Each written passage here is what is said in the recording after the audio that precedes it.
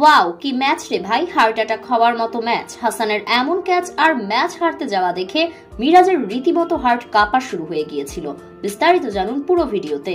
High voltage ম্যাচের শুরুতে টসে জিতে আগে ব্যাট করার সিদ্ধান্ত নেয় খুলনার অধিনায়ক মেহেদী হাসান মিরাজ। আর ব্যাট করতে নেমে শুরুটা ভালো না হলেও শেষ দিকে আফিফ ও বশিশতর 50-তে বড় করে নির্ধারিত 20 ওভারে 4 উইকেট হারিয়ে 209 রান করে খুলনা। জবাবে খেলতে নেমে শুরুটা ভালোই করেন এনামুল হক বিজয়। 57 বলে 100 রানের ঝড়ো ইনিংস খেলেন তিনি। তবে শেষ পর্যন্ত ম্যাচ জয়ের স্বাদ পায়নি তিনি। এদিকে ম্যাচের 19তম ওভারে ঘটে যায় এক বিস্ফোরক ঘটনা।